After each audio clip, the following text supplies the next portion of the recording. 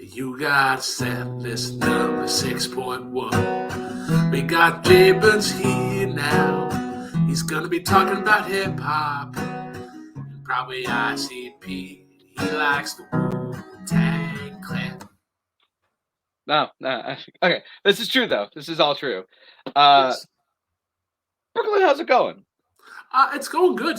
We already have our first question loaded up, ready to go, Yep. so that we can just get right into things. But I'm excited for this guest.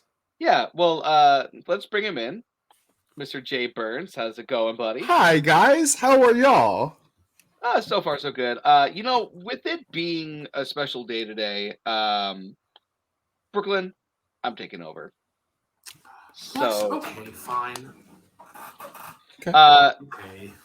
Okay. Look, you get the role of being Mr. Producer Man's assistant today. Yay!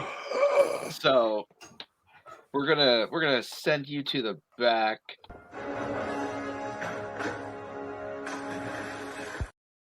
There we go. Now that he's gone, Jay, Yes, my friend. who's your favorite artist? This one is honestly so difficult for me because I have favorite artists in different genres. Like honestly, if you're gonna ask me who's my favorite artist in country, it's gonna be Johnny Cash. If you ask me who my favorite artist is in rock and roll, I'm probably gonna say Metallica. Metal, interesting choice.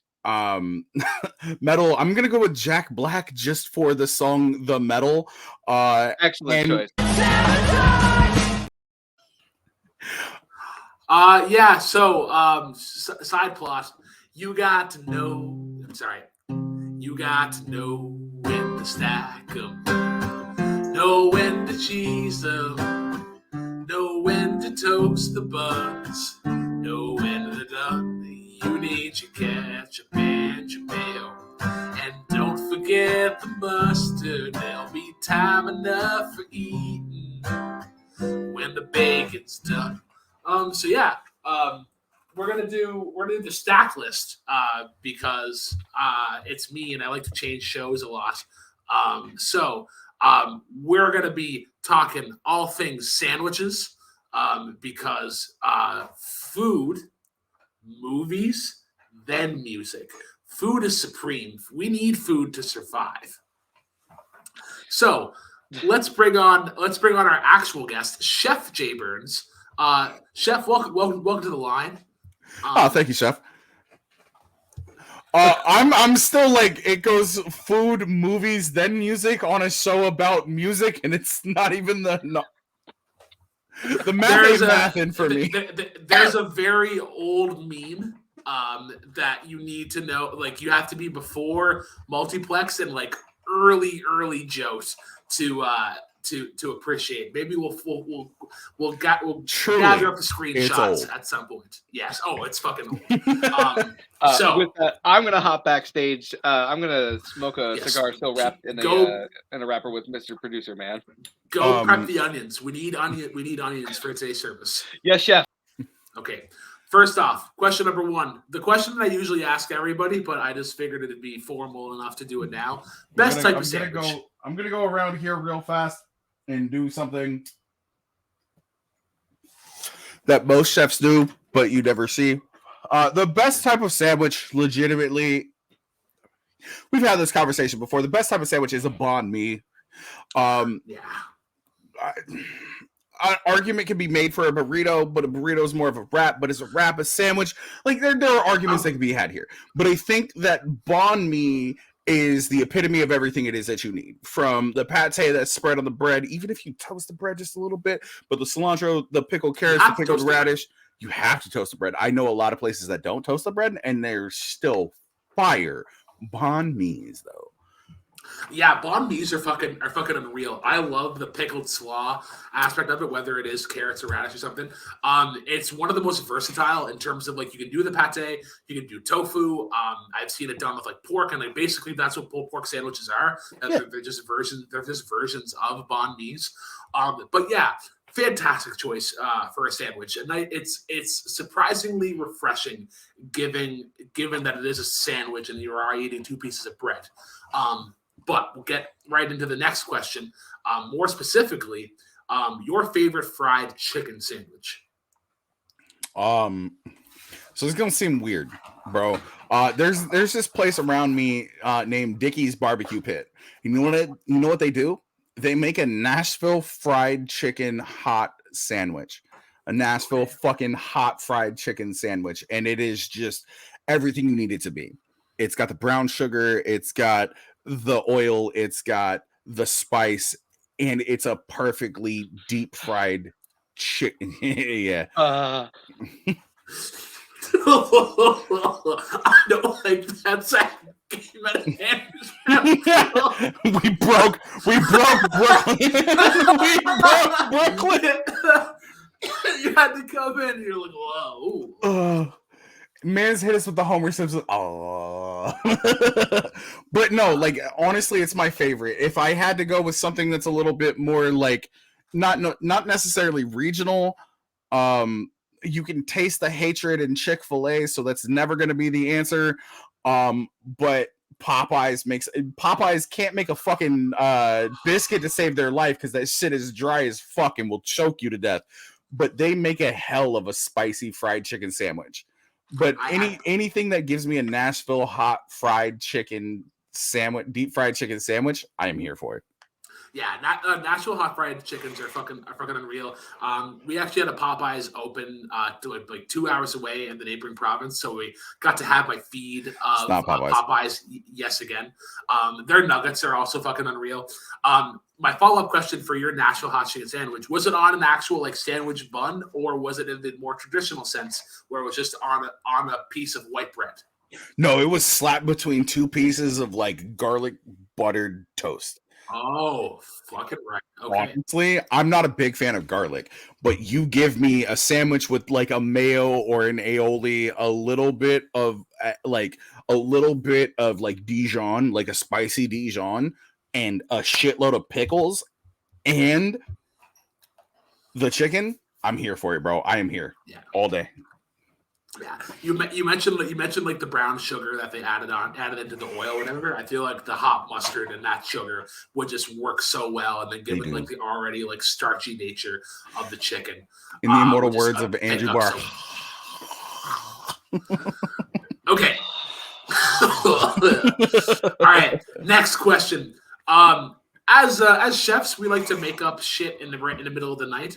So, what late night creation are you most proud of?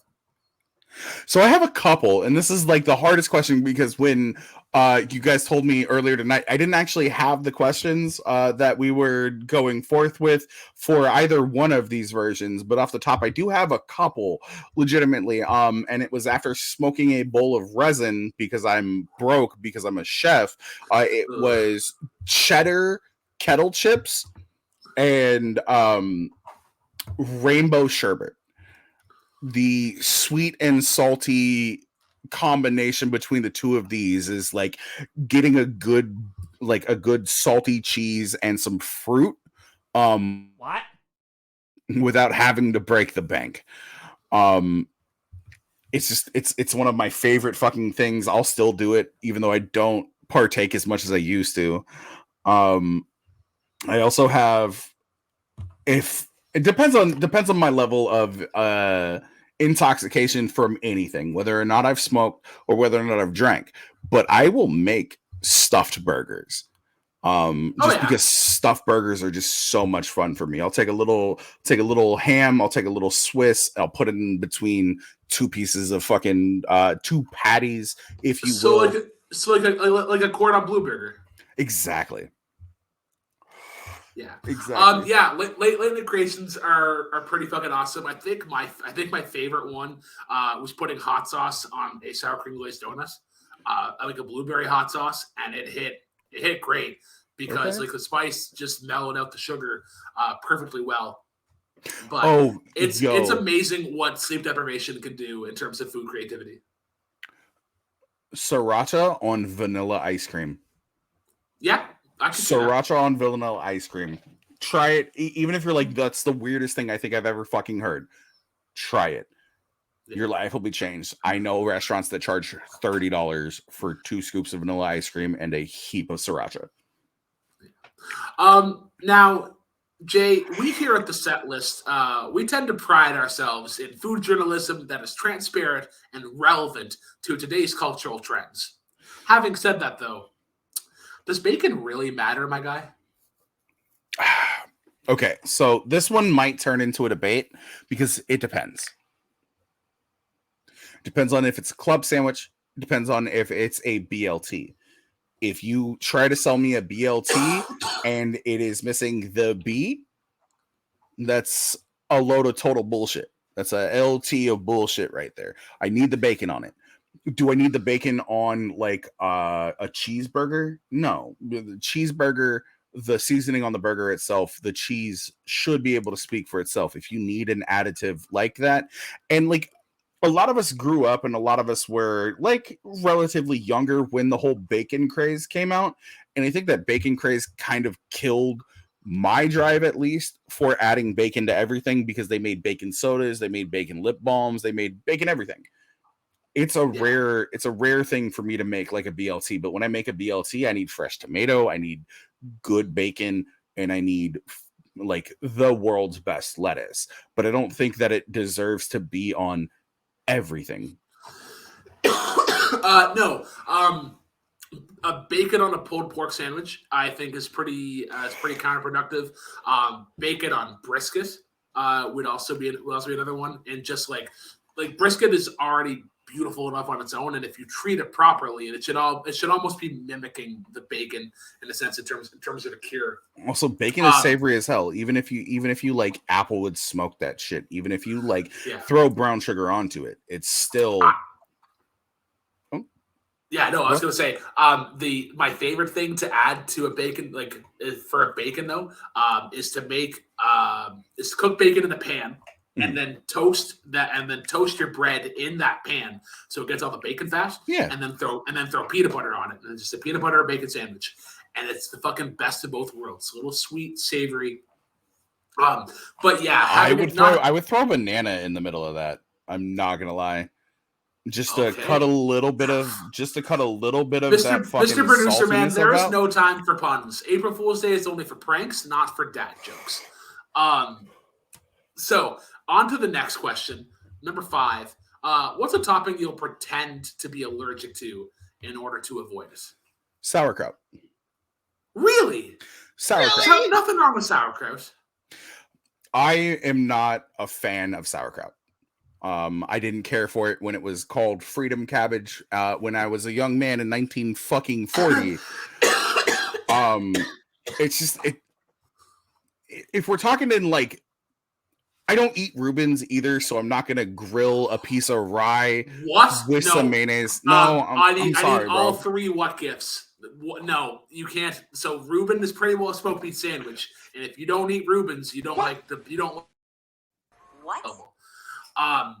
So you're telling me that you've never had like a fresh sausage off the grill? You have the bun, you have the mustard, and you're like, man, you know what? To give this some bite and some crunch, just a nice layer of sauerkraut on the bottom. You know what works better? When you slice and dice some jalapeno and some pickle, and you put it on there. Not even making a relish, just sliced and diced jalapeno and pickle with a nice little mustard on top is so much better. You know what?